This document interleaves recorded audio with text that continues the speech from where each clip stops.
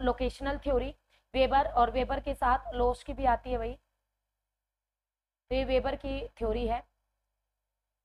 Weber का उद्योग अवस्थिति सिद्धांत, किसी भी उद्योग की अवस्थिति की बेहतर स्थिति ज्ञात करना ही इस सिद्धांत का उद्देश्य है, कि किसी भी उद्योग की अवस्थिति यानी उद्योग को हम कहाँ पर स्थापित करें, ठीक है, कहाँ पर किस स्थान पर स्थापित करें, उन स्थानों की खोज करना ही इस थ्योरी का प्रमुख लक्ष्य होता है। उद्योग अवस्थिति वह है जो किसी उद्योग को मुनाफा दे, यानी हम अपने उद्योग को ऐसे स्थान पर स्थापित करें जिनसे हमें ज्यादा से ज्यादा मुनाफा हो, और किसी उद्योग, ये दो स्थितियों में हो सकता है, जब हमारी उत्पादन लागत कम हो, मीन्स जो हम पैसा लगा रहे हैं उद्योग में वो कम लगे और हमें दूसरा राजस्व उच्च मिले, यानी हमें मुनाफा ज्यादा मिले, ठीक है, दो स्थितियों में हमें ज्यादा मुनाफा मिल सकता है। यहाँ से आपका थ्योरी स्टार्ट होती है। वेबर ने अपने सिद्धांत का प्रतिपादन 1909 में अपनी पुस्तक थी इसकी भाई, the theory of the location of industries में दिया था, ठीक है, theory of location of the industries पुस्तक में दिया था। वेबर का ने अपना सिद्धांत 1909 में, एक निश्चयवादी सिद्धांत है ये इसका, ठीक है, कैसा सिद्धांत है, निश्चयवादी सिद्धांत है।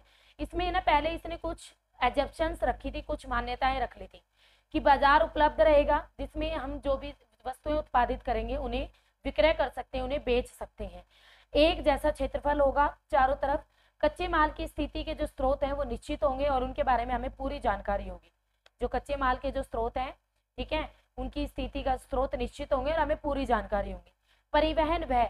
परिवहन का जो खर्चा होगा वो भार और दूरी का प्रतिफल होगा, परिवहन का खर्चा भार और दूरी का प्रतिफल होगा।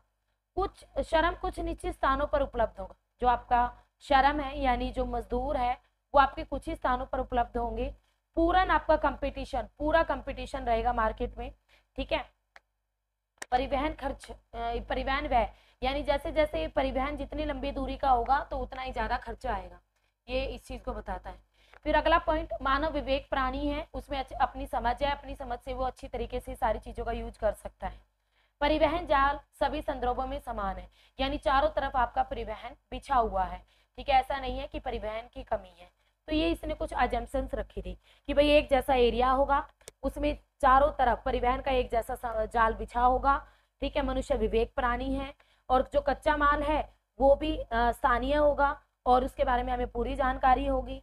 परिवहन का जो खर्चा है भार और दूरी के अनुसार घटेगा बढ़ेगा, उसी के अनुसार यूज होगा, ठीक है, और भाई पूर्ण कंपटीशन होगा आपकी मार्केट में, बाजार उपलब्ध होगा जिसमें हम जो भी वस्तुएं उत्पादित करेंगे वो उसे आसानी से बेच सकते हैं। तो ये सारी अजम्पशंस उसने रखी थी वेबर महोदय ने।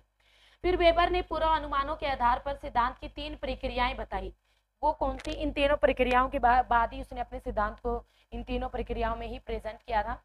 एक तो इसने बताया न्यूनतम परिवहन लागत अवस्थिति, जो आपका ये वेबर का उद्योग अवस्थिति सिद्धांत है, ये न्यूनतम परिवहन लागत अवस्थिति ही है। दूसरा, श्रम के कारण न्यूनतम परिवहन लागत से विचलन, श्रम के कारण यानी मजदूर के कारण, मजदूरी के कारण, कई ऐसे उद्योग होते हैं जिसमें मजदूरी ही आपकी इंपॉर्टेंस होती है और कई बार हमें मजदूर कहीं नहीं मिलते, तो जिन एरिया में हमें ज्यादा मजदूर मिलते हैं तो हम उसी उद्योग को उस एरिया में ही स्थापित कर देते हैं, तब हम परिवहन के बारे में भी नहीं सोचते क्योंकि उस वक्त श्रम ज्यादा महंगा होता है परिवहन से। दूसरा, समूहन के कारण न्यूनतम परिवहन लागत से भी विचलन, और समूहन के कारण ये भी आगे पढ़ाऊंगी। अब वेबर के अनुसार कच्चे माल कितने प्रकार के होते हैं, तो वेबर के अनुसार जो कच्चा माल है वो 4 टाइप्स में होगा। सबसे पहले सर्वत्र सुलभ पदार्थ, सर्वत्र सुलभ पदार्थ मीन्स जो माल, जो कच्चा माल जो सभी जगह उपलब्ध होगा, ठीक है, यहाँ भी है, यहाँ भी है, यहाँ भी है, यहाँ भी है, यहाँ भी है, यहाँ भी है, तो आप अपने उद्योग को कहीं भी स्थापित कर लो। तो सर्वत्र, इसे कहेंगे सर्वव्यापी, इसके लिए जो यूज किया उसने वर्ड सर्वव्यापी, ठीक है, तो सर्वव्यापी जो सभी जगह उपलब्ध होगा। दूसरा, स्थानीय पदार्थ, स्थानीय पदार्थ जो किसी निश्चित स्थान पर ही उपलब्ध होगा, जैसे खनिज, और जो सभी जगह प्राप्त होते हैं वो कौन से होते हैं भाई, जैसे आपका वायु हो गया, सभी जगह होती है, मिट्टी हो गई, सभी जगह होती है,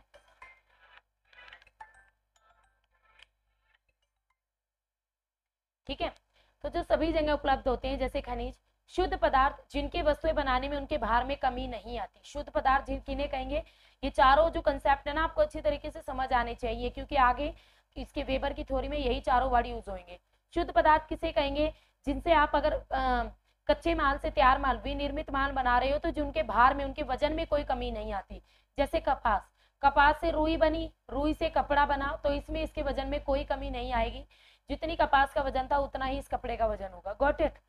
सकल पदार्थ, सकल पदार्थ क्या होगा, जिनके उसके भार बनाने में कमी आती है, लाइक लोहा आयशक। आपने लोहा आयशक लिया, उससे लोहा बनाया, तो जितना लोहा आवश्यक था उससे उतना मात्रा में कभी भी लोहे की चीज नहीं बनेगी। बहुत सारी इसमें अशुद्धियां होती है, वो बाहर निकलती हैं, बहुत सारी चीजें ऐड होती हैं, तो इसके भार में कमी आती है। तो इस तरीके से चीजें होती है भाई। तो ये 4 कंसेप्ट है, सर्वव्यापी, स्थानीय पदार्थ, सर्वव्यापी जो हर जगह उपलब्ध होंगे, स्थानीय पदार्थ जो किसी निश्चित स्थान पर ही होंगे, लाइक खनिज, शुद्ध पदार्थ जिनसे आप निर्मित वस्तुएं जब बनाते हो, ठीक है, माल तैयार करते हो, तो इनके भार में कोई कमी नहीं आएगी, लाइक कपास आपकी। सकल पदार्थ जिनके भार में कमी आ जाएगी जब आप तैयार माल बनाओ। फिर आता है कंसेप्ट पदार्थ सूचांक। पदार्थ सूचांक ये क्या होता है, यानी मटेरियल इंडेक्स, इंग्लिश में बोल देते हैं मटेरियल इंडेक्स, MI, ठीक है। स्थानीयकृत आपका निर्मित माल और कच्चे माल, इन दोनों के वजन का अनुपात होता है। स्थानीयकृत में ये स्थानीयकृत यहाँ नहीं आएगा, निर्मित माल और स्थानीयकृत कच्चा माल, ठीक है। आपका जो निर्मित माल है, तैयार माल है, और उसके अलावा किसी प्रॉपर लोकेशन पर जो आपका कच्चा माल है, इन दोनों के वजन का जो अनुपात है उसे ही MI कहते हैं, मटेरियल इंडेक्स कहते हैं। MI ज्यादा होता है 1 से, तो उद्योग की स्थापना कच्चे माल की ओर होगी, ठीक है। MI अगर ज्यादा है, मटेरियल इंडेक्स ज्यादा है, तो जो आपकी उद्योग की स्थापना होगी वो वहां पर होगी जहां पर आपका कच्चा माल उपलब्ध है। और दूसरा, अगर MI कम है 1 से, तो आपकी उद्योग की स्थापना बाजार में होगी। MI बराबर है तो उद्योग हम कहीं भी स्थापित कर सकते हैं। इसका मीनिंग क्या है, अगर आपका MI 1 से कम है, मीन्स MI यानी पदार्थ इंडेक्स जो है ये आपका शुद्ध कच्चा माल है, इसका मीनिंग ये है शुद्ध, और ये है भाई सकल कच्चा माल है। सकल तो आप सबको पता है, तो आपका कच्चे माल की ओर जिसके बाहर में कमी आएगी। शुद्ध यानी जिसके बाहर में कमी नहीं आएगी, तो वो बाजार की ओर लगेगा, ताकि माल तैयार किया फटाफट बाजार में ट्रांसफर कर दिया। फिर इसने 2 उदाहरणों के द्वारा समझाया था अपने इस कंसेप्ट को। पहला उदाहरण था इसका ये, प्रथम उदाहरण जिसमें इसने एक कच्चा माल लिया और एक ही बाजार लिया, एक कच्चा माल और एक ही बाजार। अब कच्चे माल की स्थिति और उद्योग की स्थिति कि उद्योग कहाँ स्थापित होगा। अगर आपका कच्चा माल सर्वव्यापी है, मीन्स सभी जगह आपका कच्चा माल उपलब्ध है, तो उद्योग भाई बाजार के निकट लगाएंगे हम, क्योंकि देखो ये बाजार है और चारों तरफ आपका कच्चा माल है, तो हम तो उद्योग यहीं पर लगाएंगे बाजार के निकट। क्यों, यहाँ पे लगा सकते हैं, बाजार के निकट ही लगाएंगे, क्यों, क्योंकि फटाफट माल तैयार किया और बाजार में पहुंचा दिया। दूसरा, अगर कच्चा माल स्थानीय है, स्थानीय मीन्स किसी स्पेशल स्थान पर ही है, मतलब यहाँ पर है बस, और शुद्ध है, ठीक है, बट क्या है, शुद्ध है, यानी उसके बाहर में कोई कमी नहीं आएगी, तो भी हम जो उद्योग स्थापित करेंगे अपना बाजार के निकट ही उद्योग की स्थापना करेंगे। बट अगर आपका जो कच्चा माल है वो स्थानीय है मीन मान लो यहीं पर है, और सकल है, सकल मीन्स आपका उसके बाहर में कमी आएगी, तो हम जो उद्योग स्थापना करेंगे वो कच्चे माल के निकट करेंगे, मीन्स हमारा उद्योग यहाँ पर स्थापित होगा, यहाँ पे स्थापित होगा, यहाँ पे स्थापित होगा। समझ रहे हो। तो ये तीनों चीजें उदाहरण देके उसने समझाई थी कि हम उद्योग की स्थापना कहाँ पर करेंगे।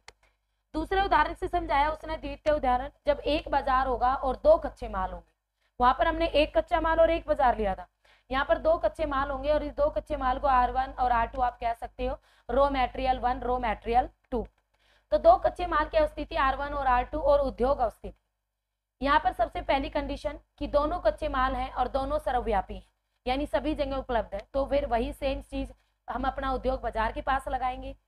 दोनों जो माल है, कच्चे माल हमारे स्थानबद्ध है, पर्टिकुलर किसी एक ही एरिया पर है, बट शुद्ध है मीन्स उनके बाहर में कोई कमी नहीं आने वाली, तो भी हम अपने उद्योग को बाजार के निकट लगाएंगे। R1 आपका सर्वव्यापी है, R1 है भाई, वो आपका हर जगह मिल रहा है। R2 आपका स्थानीय है बट शुद्ध है, तो भी हम अपना उद्योग बाजार के निकट लगाएंगे।